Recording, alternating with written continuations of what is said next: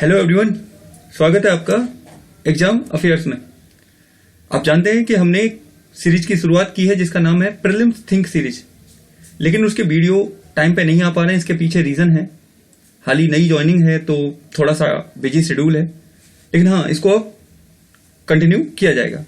तो आज का जो सीरीज नंबर है वो 11 है और पॉलिटी स्पेशल है, और पॉलिटी में भी फंडामेंटल राइट्स की हम बात करने वाले हैं। तो शुरू करते हैं अपने पहले क्वेश्चन को, और हमारा पहला क्वेश्चन है, ध्यान से सुनिए। मौलिक अधिकारों के संदर्भ में निम्न कथनों पर विचार करें। दोनों भाषाओं में है, हिंदी में भी है, इंग्लिश में भी है। आप जिस भाषा को प्रेफर करते हैं पढ़िए, पॉज करिए, पॉज करने के बाद इसका आंसर दीजिए। ठीक है, क्या है? पहला कथन है, मौलिक अधिकार संविधान के भाग 4 में, ध्यान से सुनिएगा, भाग 4 में अनुच्छेद 12 से 35 तक है। पहला क्वेश्चन। दूसरा, मूल संविधान में 6 मौलिक अधिकार थे। तीसरा, भारतीय संविधान के भाग 3 को मैग्ना कार्टा कहा जाता है। अब आपको इनमें से सही कथन की पहचान करनी है, यानी कि identify the correct statement.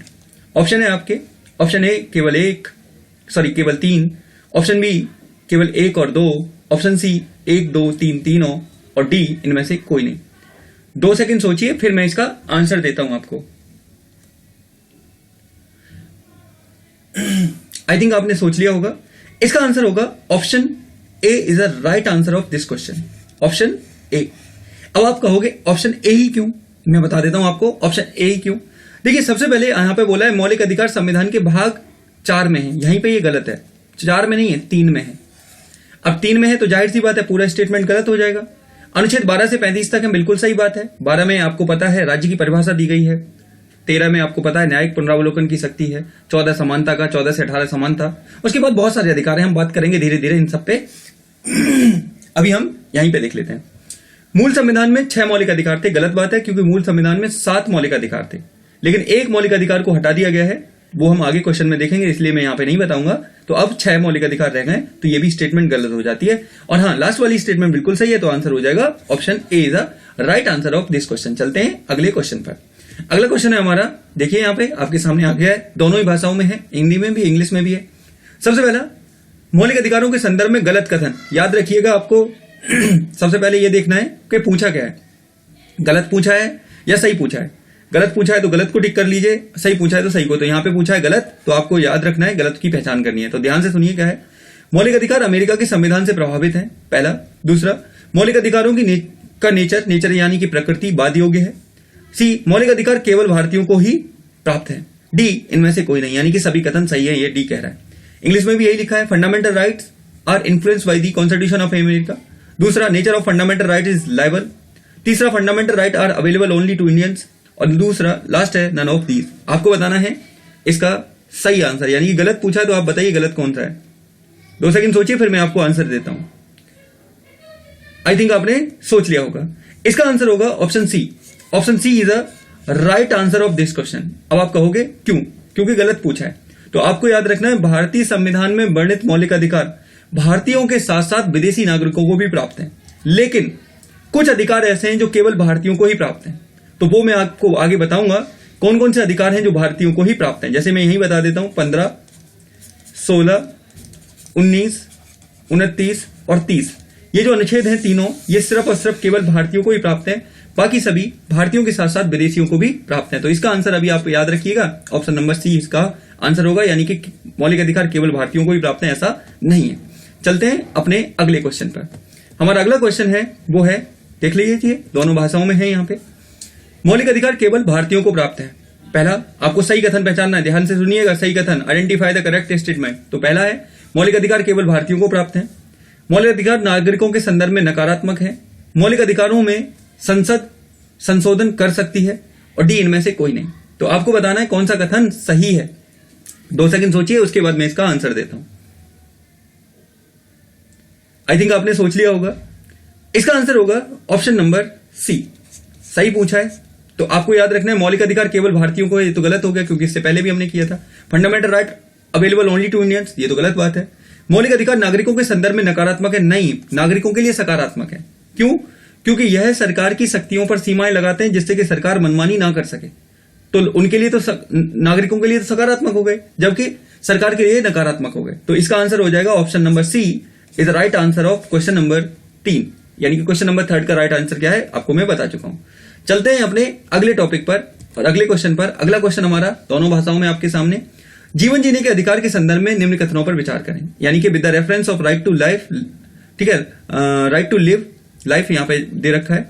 Consider the following statement, क्या है, इसे अनुच्छेद 21 में परिभाषित किया गया है, पहला स्टेटमेंट है। दूसरा, समय समय पर सुप्रीम कोर्ट के द्वारा इस मौलिक अधिकार के दायरे को बढ़ाया गया है, दूसरा स्टेटमेंट है। तीसरा स्टेटमेंट है, मौलिक अधिकारों को केवल आपातकाल के दौरान, मौलिक अधिकार को केवल आपातकाल के दौरान ही हटाया जा सकता है, यानी कि ये जो मौलिक अधिकार है, जीवन जीने का अधिकार, इसको केवल आपातकाल के दौरान ही हटाया जा सकता है। आपसे पूछा है निम्न में से कौन सा कथन गलत है। 2 सेकंड सोचिए, उसके बाद फिर मैं इसका आंसर देता हूं। क्या होगा इसका आंसर, सोचिए जरा। आई थिंक आपने सोच लिया होगा। इसका आंसर होगा ऑप्शन नंबर सी। अब आप कहोगे ऑप्शन नंबर सी ही क्यों, जरा बात कर लेते हैं। सबसे पहले देखिए क्या पूछा है, आपसे पूछा है गलत। सबसे पहले जो भी स्टेटमेंट दे रखी है आपको पहचानिए, डायरेक्ट पूछा है या करेक्ट पूछा है या इनकरेक्ट पूछा है, गलत पूछा है या सही पूछा है। तो यहां पे गलत पूछा है, तो गलत तो आपको याद रखना है। इसे अनुच्छेद 21 में परिभाषित किया गया, बिल्कुल सही बात है। अनुच्छेद 21 यानी कि article 21 basically talking about the right to life for the Indian citizen, ठीक है। दूसरा, समय समय पर सुप्रीम कोर्ट के द्वारा इस मौलिक अधिकार के दायरे को बढ़ाया गया, बिल्कुल सही बात है। मौलिक अधिकार के दायरे को समय समय पर सुप्रीम कोर्ट के द्वारा बढ़ाया गया है, यह भी बिल्कुल सही बात है। मौलिक अधिकार को केवल आपातकाल के दौरान हटाया जा सकता है, बिल्कुल गलत बात है।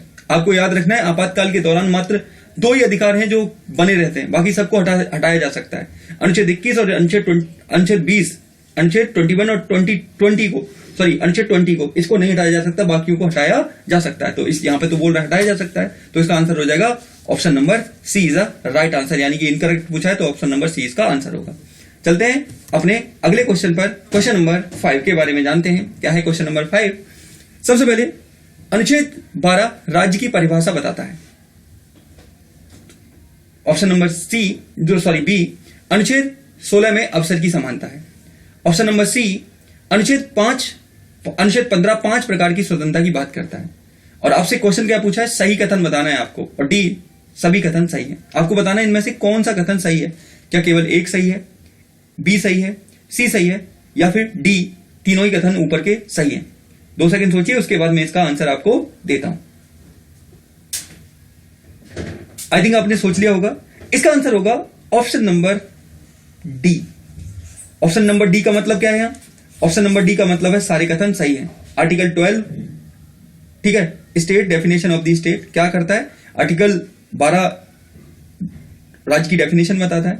आर्टिकल 16 इक्वल अपॉर्चुनिटीज की बात करता है, और article 15 talks about 5 types of freedom. बिल्कुल सही बात है, तो आंसर हो जाएगा ऑप्शन नंबर डी। चलते हैं अपने अगले क्वेश्चन पर। हमारा अगला क्वेश्चन है क्वेश्चन नंबर 6।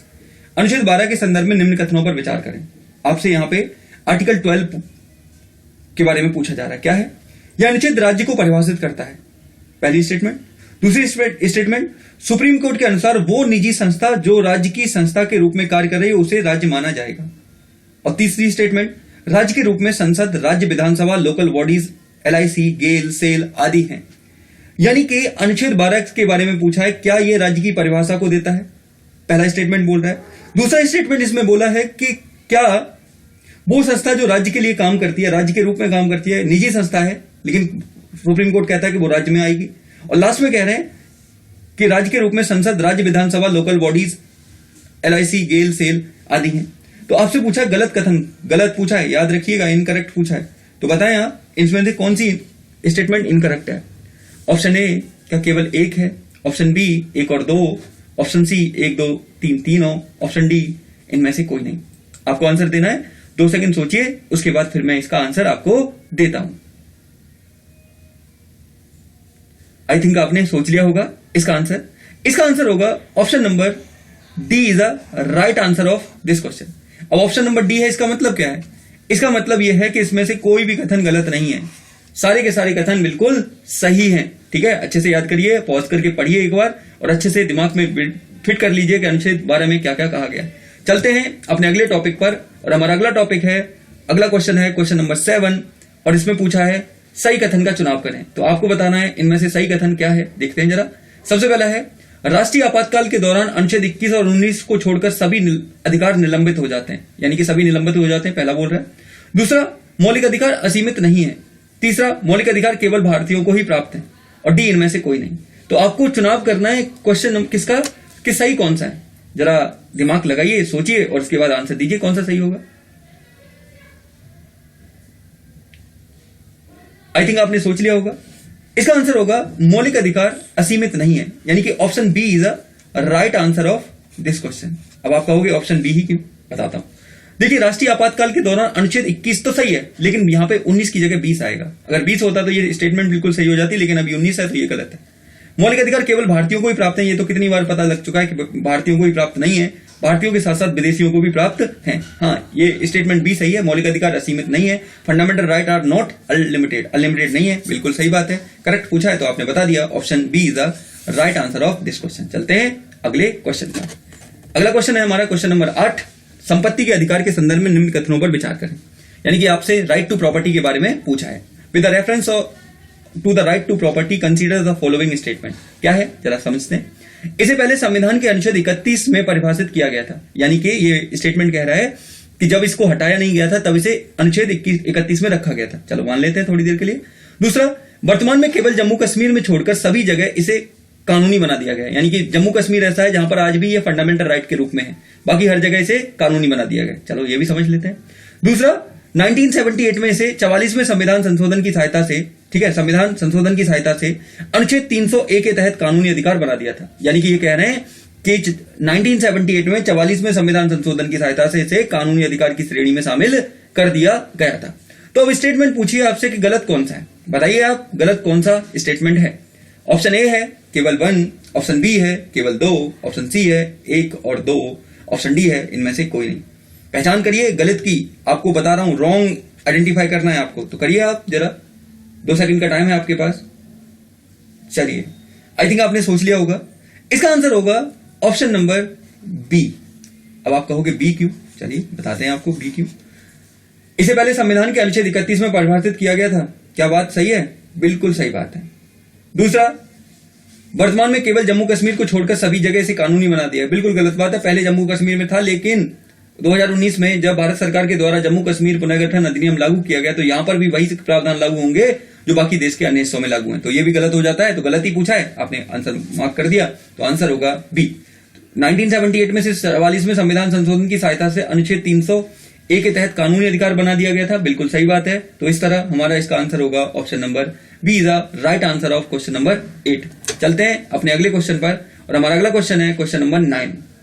समझिएगा क्वेश्चन नंबर 9 क्या कह रहा है। क्वेश्चन नंबर 9 में क्या बातें बोली गई है।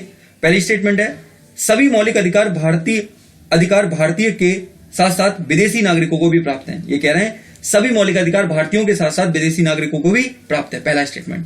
दूसरा स्टेटमेंट, अनुच्छेद 21 के तहत जीवन जीने के साथ साथ मरने का भी अधिकार प्राप्त है। दूसरा स्टेटमेंट कह रहा है कि अनुच्छेद 21 आपको जीवन जीने का अधिकार देता है और साथ में मरने का भी अधिकार देता है, यानी कि दोनों अधिकार हैं इसमें। चलो अच्छी बात है। उसके बाद मौलिक अधिकार राज्य के विरुद्ध नागरिकों के दावे हैं। अब आपको बताना है निम्न में से कौन सा कथन गलत है। याद रखिएगा, गलत है, गलत पूछा है, गलत, तो करिए आइडेंटिफाई। रॉन्ग स्टेटमेंट आपको आइडेंटिफाई करनी है, दिमाग लगाइए और आंसर दीजिए इसका। ऑप्शन है केवल 1, ऑप्शन बी है 1 और 2, ऑप्शन सी है 1 2 3 तीनों, और डी है इनमें से कोई नहीं। तो आपको बताना है कौन सा स्टेटमेंट गलत है। सोचिए जरा 2 मिनट, फिर मैं इसका आंसर आपको देता हूं। आई थिंक आपने सोच लिया होगा। The right answer of this question is option number B. Option number B, confuse नहीं बिल्कुल भी, अच्छे से आपको लक्ष्मीकांत सर के द्वारा लिखित अच्छी तरीके से आनी चाहिए पॉलिटी।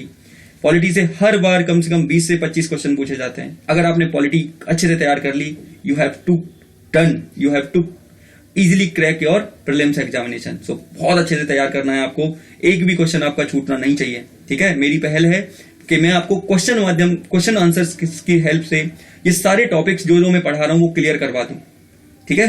तो आप लोगों को भी मेरा थोड़ा सा सहयोग करना पड़ेगा जिससे कि ये पहल आगे चलती रहे। तो इसका आंसर हो जाएगा बी। आगे चलते हैं अपने अगले क्वेश्चन पर। हमारा अगला क्वेश्चन क्या है, क्वेश्चन नंबर 10। समानता के अधिकार के संदर्भ में निम्न कथन पर विचार करें। चलिए ठीक है, कर लेते हैं विचार। क्या बात है, अनुच्छेद 14 से 18 के बीच समानता का उल्लेख किया गया है। अनुच्छेद 14 से 18 में क्या किया गया है, समानता के अधिकार का उल्लेख किया गया है। यहां पे देख लेते हैं जरा। उसके बाद बी, अनुच्छेद 15 के अनुसार केवल राज्य 5 प्रकार की समानता प्रदान करता है। ये भी मान लेते हैं 15 हो गया, 5 प्रकार की करता होगा। उसके बाद सी, समानता का अर्थ विशेषाधिकारों का ना होना है, और डी, इनमें से कोई नहीं। अब आपको आंसर देना है गलत कथन, गलत बताना है आपको, wrong statement, wrong statement, wrong statement. बताइए, सोचिए 2 सेकंड, फिर उसके बाद मैं इसका आंसर आपको देता हूं। आई थिंक आपने सोच लिया होगा। द राइट आंसर क्या है, बताएं जल्दी जल्दी, सोचे सोचे सोचे, जल्दी जल्दी दिमाग लगाएं। तो राइट आंसर है क्या, option number D is the right answer of this question. Question number 10 का right answer option number D होगा। समझ में आ रही है आपको बात? चलते हैं अगले क्वेश्चन पर। अगला क्वेश्चन क्या है, अभ्यास प्रश्न, जिसका आंसर आपको कमेंट बॉक्स में करना होता है, लेकिन आप लोग नहीं करते हैं। आपसे रिक्वेस्ट है, आपसे क्या बोलूं मैं अब, ठीक है, एज ए टीचर आपको मेरी बात मान लेनी चाहिए और इसका आंसर करना चाहिए। चलो देख लेते हैं क्या है क्वेश्चन। क्वेश्चन क्या पूछा है, खबरों में रहा उदंती सीता नदी टाइगर रिजर्व किस राज्य में है। यानी कि question, in which state is the Udanti Sitamarhi tiger reserve located in the news. जो न्यूज में रहा है हाल में ही, उदंती सीता नदी टाइगर रिजर्व, वो कहां है। अगर आप मैं जो करंट अफेयर पढ़ा रहा हूं, अगर आप उनको फॉलो कर रहे हैं तो आपके लिए इसका आंसर देना कोई बड़ी बात नहीं होगी। लेकिन हाँ, कॉपी पेन लेके बैठा करिए, नोट्स बनाते चलिए साथ साथ, क्योंकि आपके नोट्स ही आपके लास्ट टाइम पर काम आएंगे, ठीक है। और रिवीजन रिवीजन रिवीजन, एक बात याद रखिए, मैं आज एक सेशन लेकर आऊंगा, उस सेशन पर बहुत अच्छे से बात होगी कि कैसे नोट्स तैयार करें, कैसे उनको पढ़ें और कैसे उनका रिवीजन करें, उस पर सब पे बात करेंगे, लेकिन वो एक अलग से वीडियो में, जिसमें मैं आपको दिखूंगा, ठीक है। चलिए, तो ये थी हमारी आज की series polity special fundamental rights. आपको पसंद आती है तो दूसरों के साथ शेयर करें, प्रमोट करें, चैनल को लाइक सब्सक्राइब करें, जिससे कि ये चैनल आगे बढ़े। और ऐसे ही बहुत सारे प्रोग्राम इस पर धीरे धीरे आते रहेंगे, जो आपके लिए बहुत ज्यादा मददगार साबित होने वाले हैं। चलते हैं, मिलते हैं ऐसी किसी नई सीरीज में। तब तक के लिए आप सभी का धन्यवाद। God bless you all of you.